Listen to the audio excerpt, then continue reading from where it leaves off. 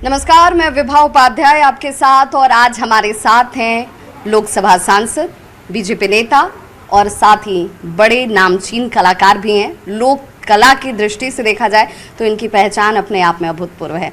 बहुत बहुत स्वागत मनोज जी इस प्रोग्राम में आपका। बहुत बहुत धन्यवाद विभा जी। मनोज जी, चूंकि आज जिस कार्यक्रम में आप शामिल हुए और आज जिस तरह के परिदृश्य की बातचीत चल रही है, हिंदुओं के जागृति की बात हो रही है, हिंदू मंच की बात होती है, तो हिंदुस्तान में रहकर हिंदुओं को जगाने की बात हो रही है, ये अपने आप में बहुत ज़्यादा दुखद पहलू नहीं दिखता है आपको? नहीं, जागरण तो हमेशा आवश्यक होता है और जो अपनी जागरूकता के लिए धर्म पथ मतलब उसको रिलीजन पथ नहीं, धर्म पथ, ये धर्म है ये अधर्म है, उस पथ पे जो चल रहा है। तो आप देखिए ना, हम लोगों के सामने एक महात्मा बुद्ध की तस्वीर लगी है, तो समय समय पे बड़े बड़े लोगों ने जगाया है और लोगों को ये बातें पता भी चली हैं। तो हम लोग वही काम कर रहे हैं, इसको दुखद नहीं लिया जाना चाहिए। दुखद लेने का मतलब कि हम सो गए, नहीं, हम तो बहुत जागे हुए हैं, हम फैले हुए हैं ना। हमें जागते हुए भी लगातार अपने को जागृत करना है, दुनिया से सापेक्ष चलते हुए चुनौतियों को स्वीकार करना है और इसी में जो बुराइयां उत्पन्न होगी उनको नष्ट करते जाएंगे। तो फिर विपक्ष लगातार आपके ऊपर आरोप लगाता है कि आप तो अपने मैनिफेस्टो को, अपने एजेंडे को लागू कराने की कोशिश कर रहे हैं, इसीलिए इस तरह के कार्यक्रमों का आयोजन कर लीजिए, या फिर योगी मॉडल या मोदी मॉडल की चर्चा आप हर जगह करते हैं, आप विकास की चर्चा नहीं करते, आप रोजगार की चर्चा नहीं करते। हमारी चर्चा तो सिर्फ और सिर्फ विकास की है, उसको सुनना नहीं चाहते हैं विपक्ष के लोग। जनता सुन रही है ना, नहीं सुनती तो उत्तर प्रदेश दूसरी बार कैसे आ जाता, एक ही मुख्यमंत्री, एक ही व्यक्ति, एक ही पार्टी। अगर नहीं सुनती तो उत्तराखंड रिपीट कैसे होता, नहीं सुनते तो हम मध्य प्रदेश में चौथी बार शासन में कैसे होते। जनता सुनती है और इनको भी देख रही है। जो लोग एक शब्द लाते हैं सेक्युलरिज्म, जो बहुत प्यारा शब्द है, उसका फॉलो करना चाहिए, लेकिन वो उसको फॉलो नहीं करते हैं, बल्कि उसमें विष व्यापन करते हैं, विष फैलाते हैं। तभी आज कारण है कि इतनी बड़ी कांग्रेस पार्टी आज 42 सांसदों पे पहुंच गई, अलग अलग राज्यों से सफाई हो रही है उसकी। और दूसरी जो पार्टियां आ रही हैं भाजपा के अलावे, उनको भी इन इतिहास से याद करना होगा कि क्या कारण था कि कांग्रेस समाप्त हो रही है। उस रास्ते पे आप मत चलो। ये विविधता में एकता का देश है और उस एकता में बड़ा वैविध्य है, उसको आप नहीं समझेंगे तो मनोज तिवारी को जगाने की जरूरत नहीं हुई, कोई गांव का बच्चा भी उठेगा और विवेकानंद बन जाएगा। हाँ, मन साफ होना चाहिए।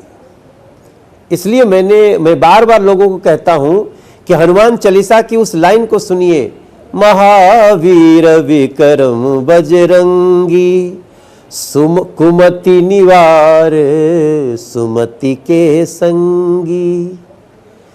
जो कुमति को हटाकर सुमति को साथ दे, वो हनुमान जी का पथ है।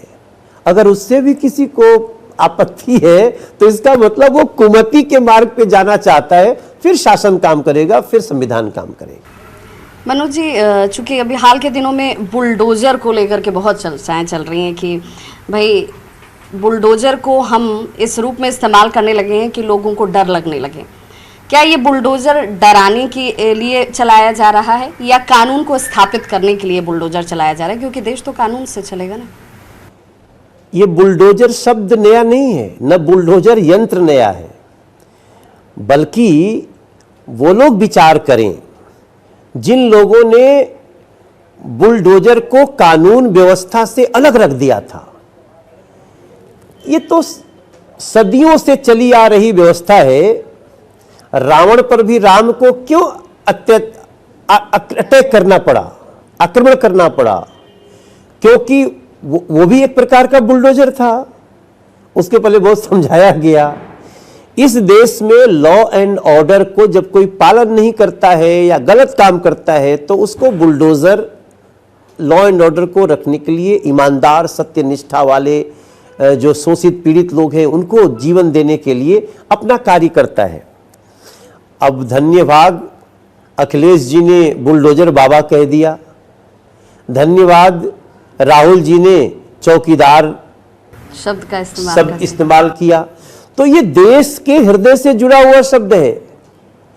इस देश की जनता यही तो कहती थी कि इतना अत्याचार हो रहा है, इतने माफिया आ रहे हैं, उनके ऊपर बुलडोजर नहीं चल रहा। बुलडोजर भी गरीबों पे चलता था, अब आज बुलडोजर माफियाओं पे चल रहा है, बदमाशों पे चल रहा है, इलीगल इंक्रोचमेंट पे चल रहा है, जो बार बार समाज को चुनौती दे रहे हैं उनके ऊपर चल रहा। चलना ही चाहिए। मनोज जी, दिल्ली को आप बखूबी जानते हैं, एक वक्त प्रदेश अध्यक्ष भी रहे हैं आप।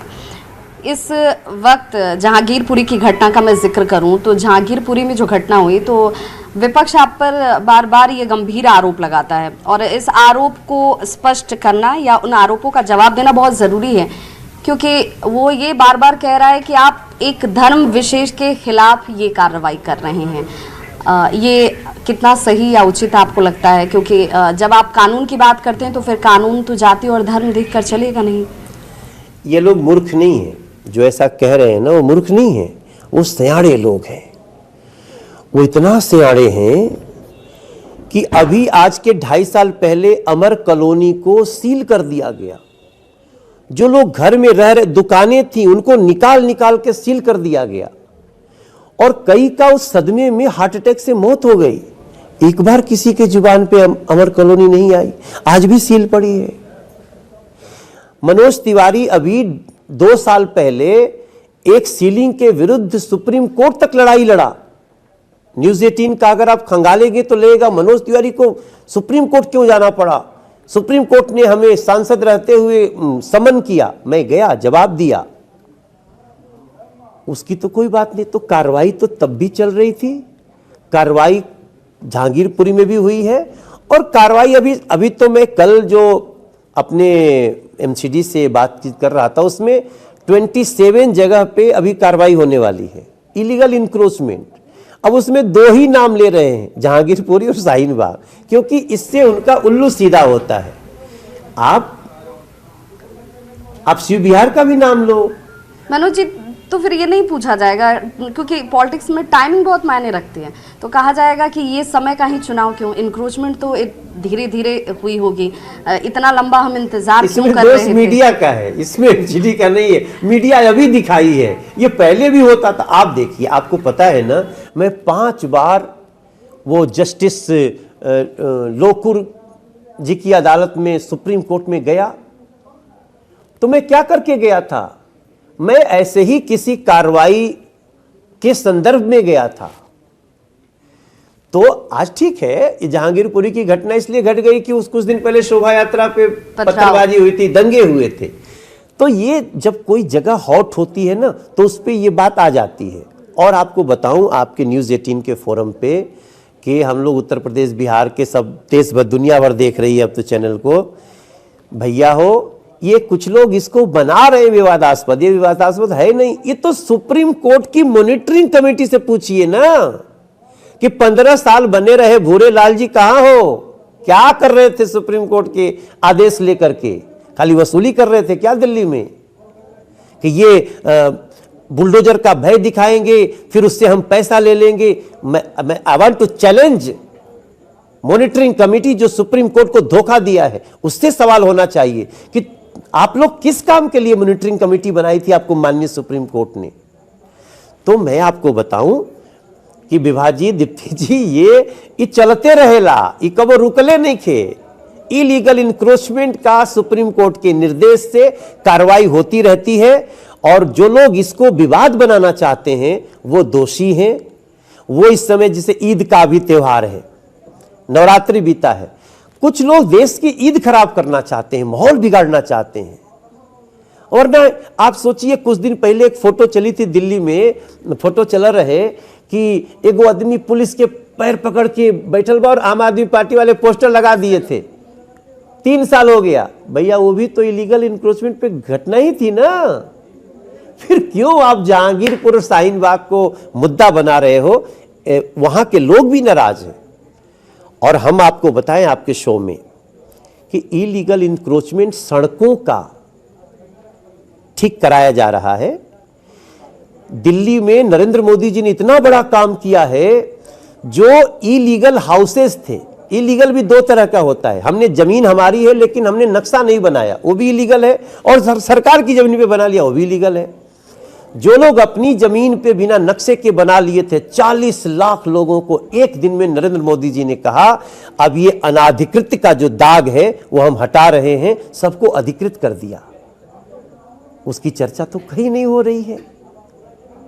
तो ये लोग जानबूझ के, ये कुछ ऐसे लोग हैं जिनको, अब मोदी सरकार पे कोई आरोप तो लगाएंगे नहीं, भ्रष्टाचार का लगाएंगे नहीं, कुछ मोदी जी कितना खर्चा कर रहे हैं तो लगाएंगे नहीं, उनका किचन भी उनके अपने खर्चे से चल रहा है।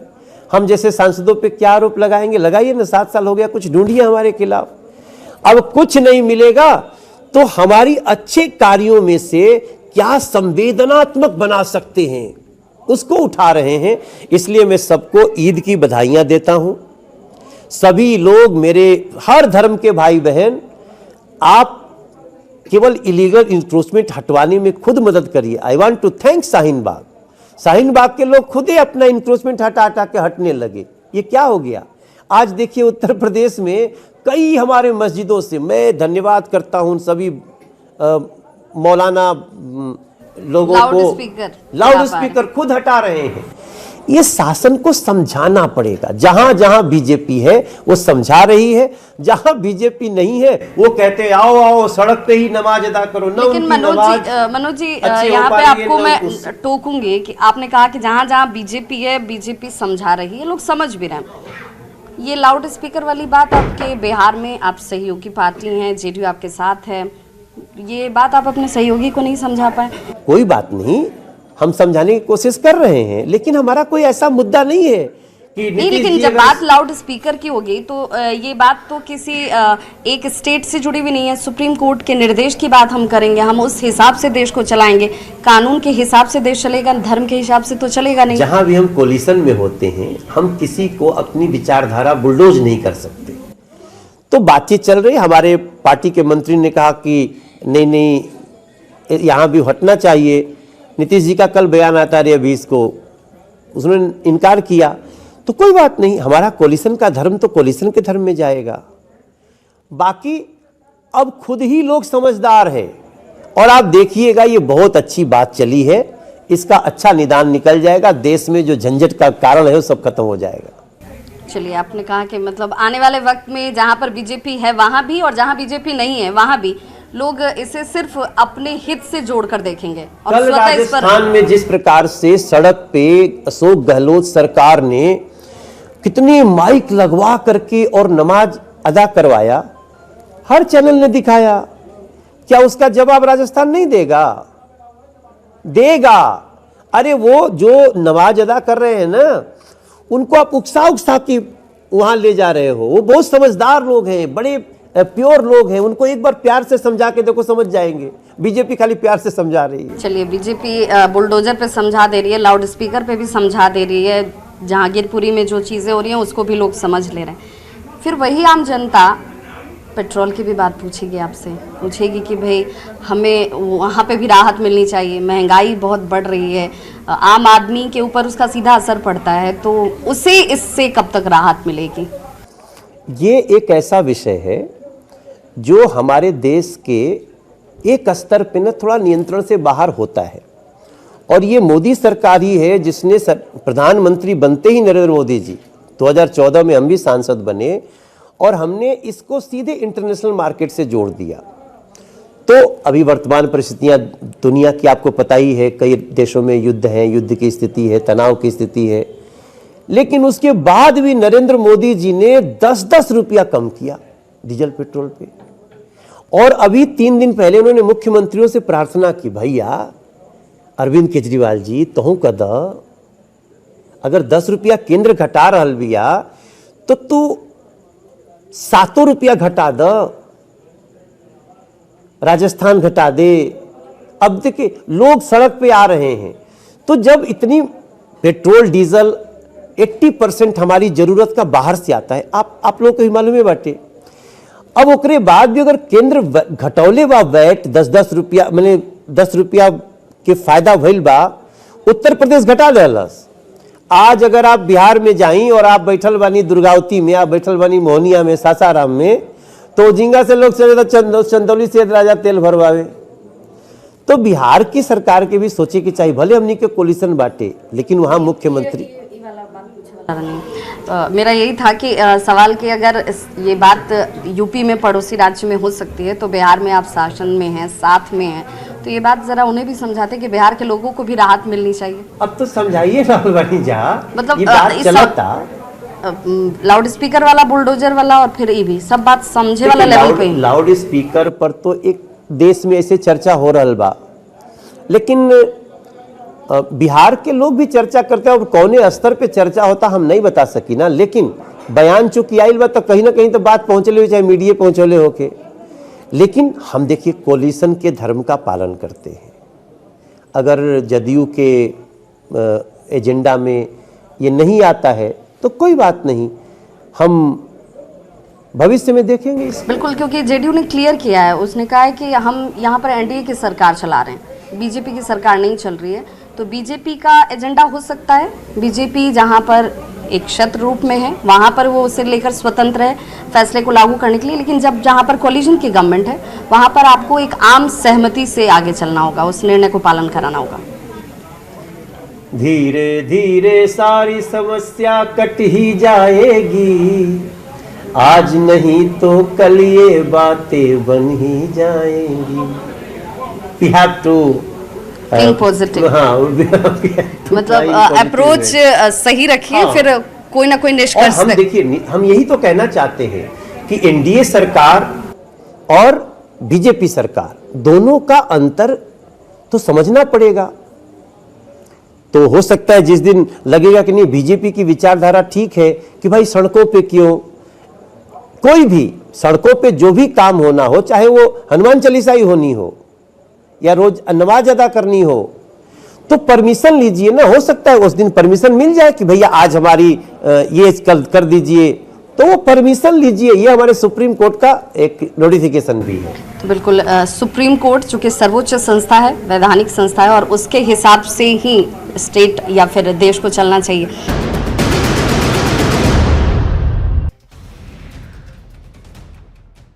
हजारीबाग के शेख भिखारी मेडिकल कॉलेज में पिछले 10 दिनों से पानी और बिजली की परेशानी जारी है। नाराज छात्र छात्राओं ने प्रिंसिपल ऑफिस के सामने बाल्टी और बर्तन लेकर प्रदर्शन किया। साथ ही पिछले 10 दिनों से कैंपस में पानी नहीं आने से नाराज होकर धरना भी दिया।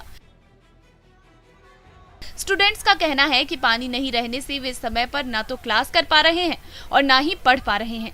वहीं 10 घंटे से अधिक बिजली कटौती से मोबाइल चार्ज करना भी मुश्किल हो रहा है। छात्रों की समस्या को लेकर प्रिंसिपल ने भी डीसी से मुलाकात की, जिसके बाद डीसी ने छड़वा डैम से प्राथमिकता के आधार पर मेडिकल कॉलेज को पानी देने का निर्देश दिया है। आपको बता दें कि मेडिकल कॉलेज में वाटर सप्लाई के लिए 6 बोरिंग कराए गए हैं, जिसमें से 5 खराब पड़े हैं। कॉलेज में प्रतिदिन 15,000 गैलन लीटर पानी की जरूरत होती है, लेकिन वो भी नहीं मिल पा रहा है। पानी नहीं मिलने पर नाराज छात्राओं ने प्रदर्शन कर पानी की मांग की।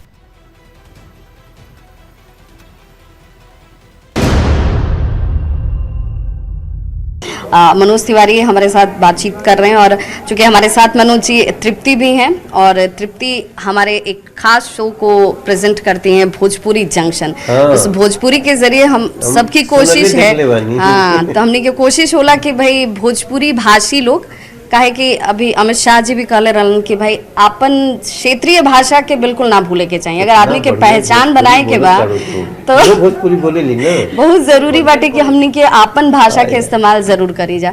तो हमने के संगे तृप्ति बड़ी, और तृप्ति बहुत सारा सवाल लेके आयल बड़ी कि मनोज जी से आज मौका मिले तो पूछ लेवे के बाद। तब हम चाहें कि मनोज जी रोआ एक प्रमोशन भी जरूर आखिर में करें कि भोजपुरी जंक्शन पर भोजपुरी भाषी लोग, चाहे वो देश में हो चाहे विदेश में हो, जुड़ो जरूर, और अपन मन के बाद अपना भाषा में, अपना बोली में, अपना माटी से जरूर जोड़े के चाहिए। जी गोल्डा का तरी प्रणाम करतनी। हम मनोज तिवारी रुआ सब भोजपुरी जंक्शन जो न्यूज़ 18 पे वाव करे से जुड़ी जा, दुनिया में कहीं भी हो की जा, निज भाषा उन्नति है, हर उन्नति के मूल, तेकरा में जुड़त जायल जाई तो एक हमनी के राजभाषा के संगे संगे अपने अपने क्षेत्र के जवन भाषा बा ओकरा के आगे बढ़ावल जाए। बिल्कुल मनोज जी, जहाँ भोजपुरी समाज के लोग बैठल होखो, जब भोजपुरी में बात ना होखो और भोजपुरी के बारे में बात ना होखो, ऐसा तो हो ये नहीं खे सकत। तो सबसे पहले हम रउआ से ई पूछे के चाहें कि संगीत से सिनेमा और सिनेमा से सियासत, ई जौन राउर लाइफ के अहम पड़ाव रहल बा, 3 पड़ाव, तो रउआ कौन पड़ाव में सबसे ज़्यादा इंजॉय कैले बानी? कौन पड़ाव रउआ के सबसे ज़्यादा पसंद बा? सब एक से बढ़ के एक बा। एगो और फेज रहे मुफलिसी के फेज, जबकि हमनी के दाल भात तरकारी तीनों एक संगे नहीं मिलत रहे। दाल मिलल तो सब्जी नहीं खे, और सब्जी मिलल तो सब्जी भात खा लेत रहने जा, या रोटी सब्जी बाटे तो दिन चावल नहीं मिलल, तो वो जिंदगी जियले बानी जा। हमनी के गांव में रहल बानी जा, भैंस गाय बैल चरौले बानी जा, और माई के कहले पे हमनी के सब खेती होती में भी बनिहार काम करत रहे तो खाना पहुँचौले बानी जा। तो ओकरे बाद हमनी के जो शुरू भइल संगीत के यात्रा, तो हम संगीत के पहला एल्बम में भी समाज के नहीं छोड़ ले। हमार पहला कैसेट में एगो गीत गौले रहनी 1996 में कि मनवाय घइले देखी शासन के रहनिया जाग जवनवा हो, देशवा के अपना बचाइला। अब सोचो मैं 96 में मेरे मन में ये क्यों आया कि शासन के रहन देख के मन बहुत विक्षिप्त बा, जागत जवान लोग अपने देश के बचाओ, क्यों कहा मनोज तिवारी ने? तो कहीं किसी न किसी कोने में हमने भ्रूण हत्या पे गीत गाया। अगिया दहेज के कैसन तेज हो गईल, बेटी जन्मावल परहेज हो गईल। आज हमारे सामने तृप्ति बैठल बाड़ी, विभा बैठल बाड़ी, तो इनके अम्मा पापा के तो लोग के कितना गर्व होत होई। बिल्कुल, जरा जरा भी कहीं उनके मन में थोड़ी हो कि मान लो तो लोग के भाई हो के ना, क्योंकि बेटी है खाली हो के। How proud father and mother. तो हम ये कुल गाना हमेशा, अगर हम बगल वाली जान वाली ली गौनी तो हम भ्रूण हत्या पे गाना भी गौनी।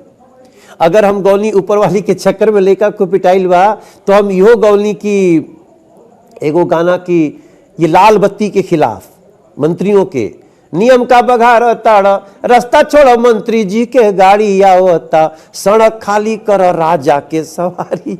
और मैं सौभाग्य देखो मेरा हमार देखी कि भ्रूण हत्या नरेंद्र मोदी आवत ताड़े और बेटी बचाओ बेटी पढ़ाओ अभियान शुरू होता है।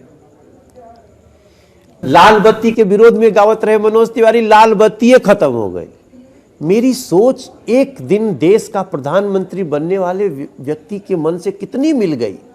हम गंगा जी के सफाई के गाना गावत रहनी कि गंगा मैया के समैया से बचा ले भैया, भारत के कल्याण चाहे तो आज हमने के हैदराबाद में बैठ के बात करत नहीं जा, हम तबे से भारत भारत करत नहीं। और आज नमामि गंगे मंत्रालय शुरू हो गए। तो ये राजनीति में हम जो आइल बनी ना, हम जब फिल्म भी करे गए रहनी तो एगो फिल्म कैली हम बहुत, हमारा फिल्म देखब आप ना तो वल्गैरिटी से भी दूर बाटे, और कई बार ओकरा में शासन के गलती का रोल बाटे, मिनिस्ट्री के गलती का रोल, ओकरो के विषय बनोले बनी जा। और एक दिन मौका मिल गई लावे के। बहुत बहुत शुक्रिया आप सभी का हमारे साथ जुड़ने के लिए। Thank you.